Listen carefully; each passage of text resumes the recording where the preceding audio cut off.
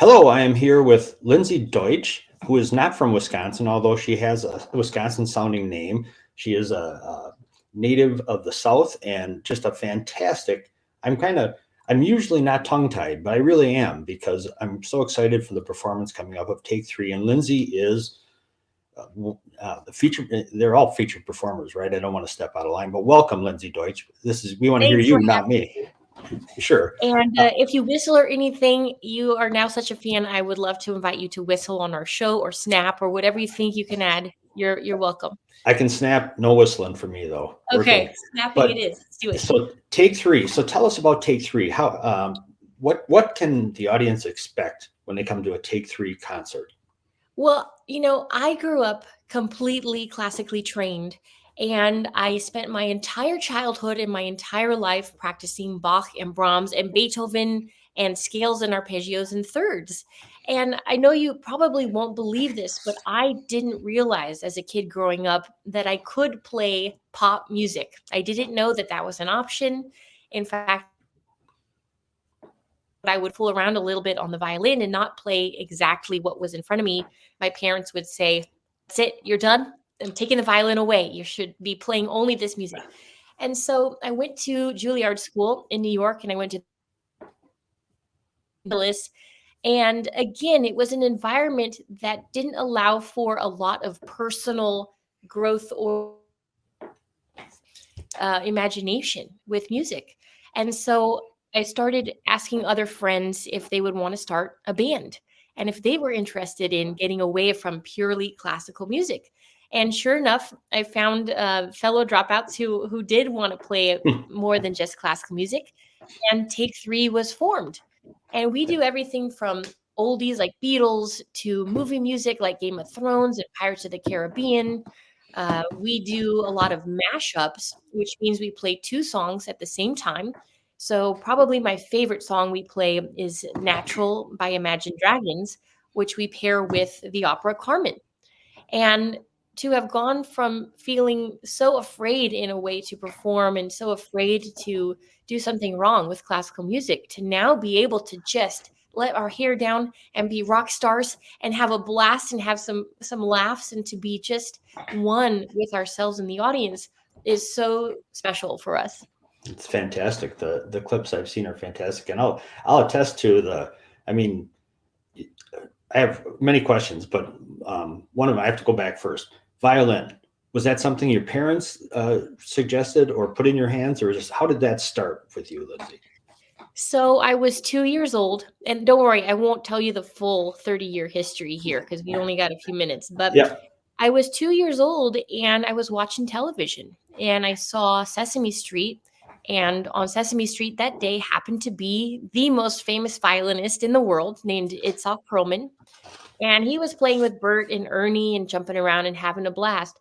But there was something so special about the sound of the violin.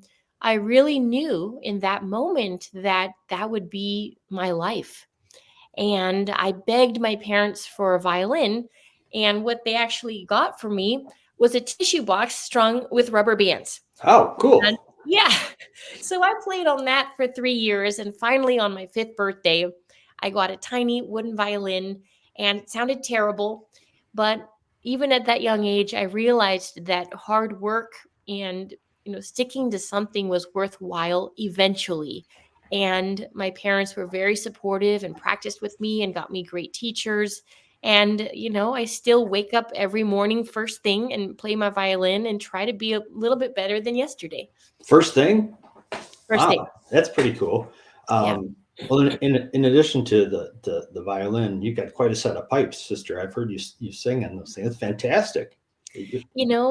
This was an addition that happened during COVID. And, everyone was trying to be a full band with a person of one. And so I would sit in my condo in Los Angeles and figure out how to make music alone, just by myself. And so I started piecing together vocals and instrumental and putting it together in that way.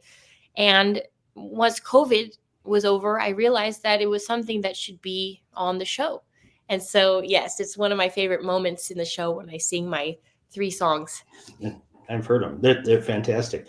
You brought up learning from a very young age, and I know in reading some of your bios that getting classical music to younger audiences is near and dear to your heart. In fact, you and your sister have started a nonprofit for that.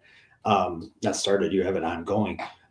In Cedarburg, the Cedarburg PAC is connected literally to the high school. It's a separate entrance and everything. But one of the main mission points of the Cedarburg PAC is to expose students to a wide range of music and have them see that what this could turn into should you pursue your passion. So we're really, really excited that you're going to join us. Do you want to talk about your nonprofit at all that you and your sister are involved with? Yes. So, classical music being such an old art form, 200 years ago, and it doesn't always strike current listeners and a general audience the way that I hope it would and wish it would. It just doesn't. And we're not so great in the classical field about including everyone and about changing for the times. So I decided that I needed to start this nonprofit so that I could make classical music more approachable and more accessible. And I realized that, if you play this music in the right way and frame it in the right way, kids love it. They go crazy for Beethoven. They go crazy for Bach. It just has to be done in a unique way. And so pretty much everywhere we go, we play for kids and we do our mashups and we show them how, hey, this song is not that different from Bach. In fact, the chord structure is the exact same thing. And it's like this aha moment when they realize that all of the music that they love and listen to every day started hundreds of years ago with Bach. And so we're just so happy that we can do our best to keep that art form alive. I mean, I'm playing on a 200-year-old instrument. I'm playing modern pieces on a really old antique instrument. And it's very important that that art form stay around. And it's without having had that background, I wouldn't be able to play the way I do today. So, well, speaking of making it more accessible to people, one of the quotes from the conductor said, "Finding a soloist who understands the essential responsibility, helping a large community change their view of classical music, Lindsay can make that happen every time." And that was a conductor who worked with you on something. And other terms that not typically associated with classical music: flair for the wild and unexpected, rock star charisma, all these things. My goodness, that's talk about genre smashing. You obliterate the genres. You don't just smash them, for God's sakes. That's fantastic. well, I hope that that's apparent at our live show. We spent a lot of time in the Midwest. In fact, and I don't know why this is, but we're in the Midwest more than any other region in the country. And it's because you guys have great taste there and you have eclectic taste and you're willing and open-minded to hear different kinds of music with different kinds of performers. And I think that that is so special. It doesn't always need to be the Beatles tribute or the Elvis tribute. You guys are so open to hearing something that you're not quite even sure what it is. It's like, well, TAKE3. I don't know exactly what it will be, but it will be a great time. It'll be all music that you know. You're going to be able to sing along and whistle along. And we don't take ourselves too seriously. So there's a bit of comedy and we love to meet new people. It's fantastic. You guys are showstoppers.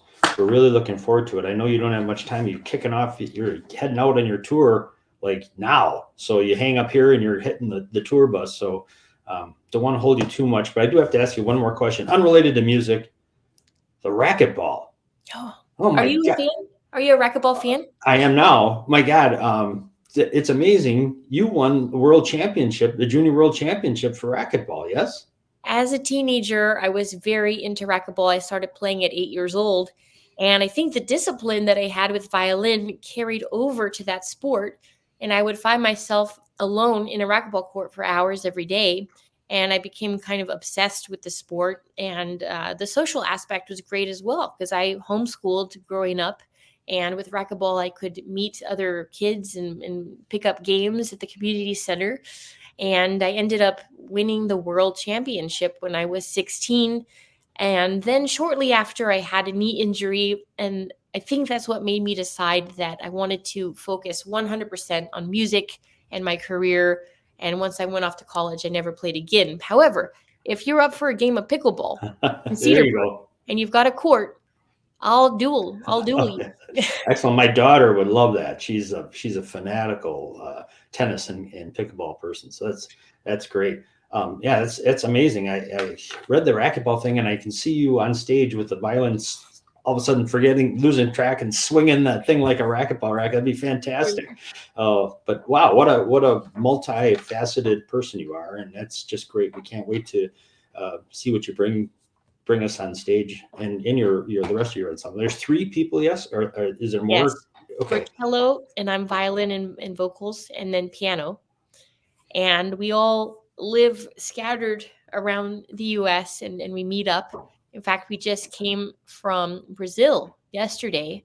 We were touring there in South America, and we went home for a day, and then we'll meet up. I'm now in Houston, Texas, and we start our March tour tomorrow in Louisiana. And we're going to go all around the South, Midwest, East, and West in the next 3 weeks. So we're going to be everywhere. I saw the tour dates. You are zigzagging. You really are. You guys are hitting it, which is fantastic. Yeah, we do about 300 days on the road a year. Wow. Congratulations. Well, I salute you for doing something you love and sticking. The first step is just having the guts to stick with it. It's not easy, and you did it. So we're very proud of you, even though we don't know you. So I appreciate you, and thanks for having me on and spreading bet. the word. We want to play to a full house. That's something that really makes the show special and different, and it's so important to us that we get out, that people are there. We thrive and rely on that energy for a show. So I hope that the community will come out and support us, and I know they'll have a great time. They will, no question about it. Well, thanks very much. We're looking forward to it. Lindsay Deutsch of TAKE3, fantastic. So looking forward to it. Have a great trip, and we'll see you in a couple of weeks here. See you soon. So, fantastic. Take care. Thanks Bye. again. Bye.